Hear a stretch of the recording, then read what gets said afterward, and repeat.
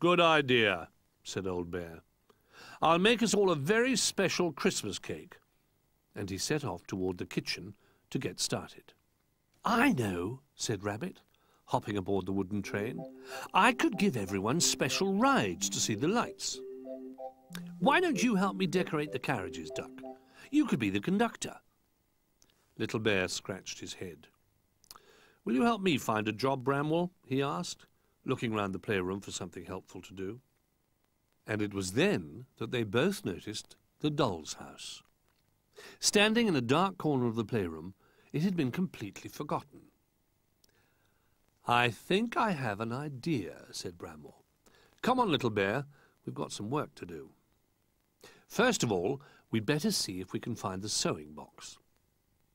At last, after they had searched in all the usual places, Little Bear found it almost covered by a cushion on the sofa.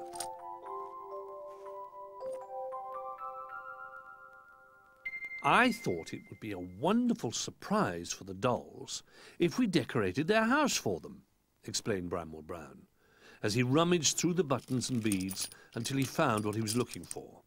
Tiny coloured glass beads and sequins, a needle and some thread.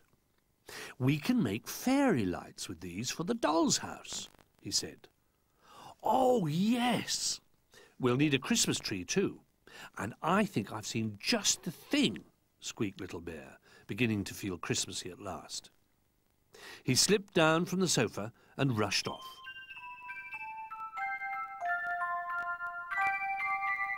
Leaving Bramwell threading the tiny beads carefully onto a piece of green thread. In no time at all, Little Bear was back, almost hidden by a bushy little tree. It must have fallen off the big Christmas tree, he explained in a voice that was rather full of branch. He put it down next to Bramwell and dashed off again to find a pot. When he returned, Bramwell helped him plant the tiny tree. Together they packed the soil tightly round its stem to stop it wobbling. And then, very carefully, they wound the fairy lights round and round the tiny branches. It looked exactly like a real Christmas tree. Little Bear was so delighted, he wanted to carry it straight round to the doll's house. Not yet, said Bramwell, who had thought of a few more ideas while he'd been threading the beads. See if you can find some of the other toys, while I look for some paper and some scissors. Little Bear didn't get very far before he bumped into Rabbit. Ooh, make way for the Christmas Express, called Rabbit, looking magnificent in a red fur-trimmed jacket. He was bounding ahead of the wooden train, which was being pulled along by Duck. Duck was wearing a matching fur-trimmed hat and had Little Bear's satchel on to show he was the conductor. It looks lovely, said Bramwell. Rabbit and Duck had stuck holly and ribbons on all the carriages, and it looked very festive indeed. Well, jump aboard, Bramwell, said Rabbit. You two can be our first passengers. Wait a minute, Rabbit, said Little Bear. Bramwell's had a plan. He showed Rabbit and Duck the little tree. We're going to decorate the doll's house, and we want it to be a surprise. If you can take the dolls out for an extra long ride, we could have everything ready by the time you come back. That's a brilliant idea, said Rabbit. Come on, Duck. First stop the doll's house. The train pulled up outside the little house, and Rabbit knocked on the door. Hello, dolls. We've come to take you all on a special Christmas outing. The dolls were delighted when they saw the train, and Rabbit and Duck soon had them sitting snugly in the carriages. Rabbit tucked them in with little knitted squares of blanket.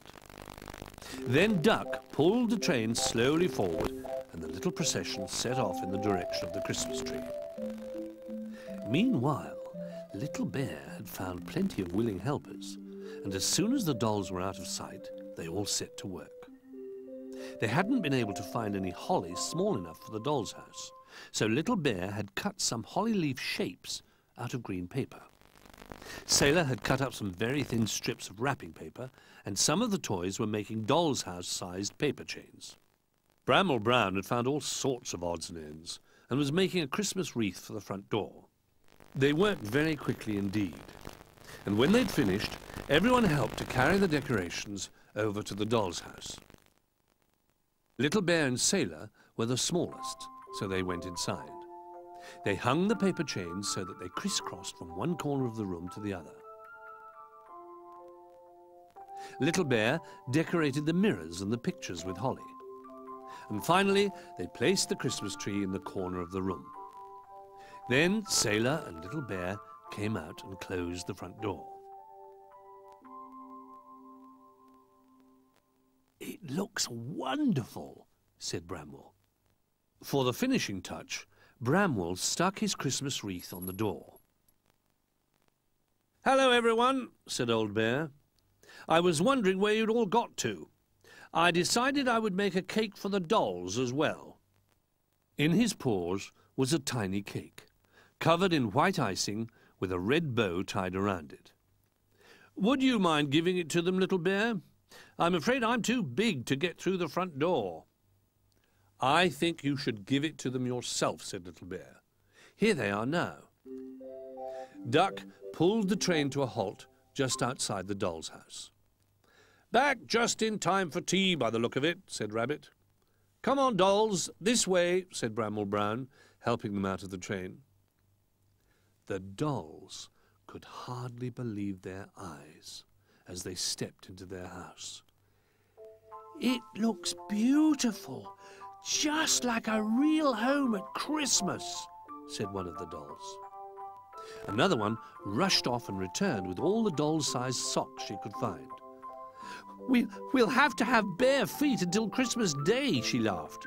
"But we don't mind. There are enough socks here for everyone." And she hung them in a row along the mantelpiece. "You've all been very kind," she smiled. "And you've given us the best Christmas present we've ever had." The toys waved goodbye to the dolls, and the little train moved off again, this time in the direction of the sofa. "I'm feeling very Christmassy now," yawned Little Bear. "I think we all deserve a piece of my Christmas cake before we go to bed," said Old Bear. And no one disagreed with that. All the toys turned to Old Bear. "We should have thought of a special treat for you," said Little Bear. "Well, you could give me something very special," said Old Bear sleepily. "What's that?" asked Rabbit. But Bramwell had already guessed. "Shh," he said. "I think what Old Bear would like is a little bit of peace and quiet." And as they tiptoed away, Old Bear leaned back in his chair and fell fast asleep.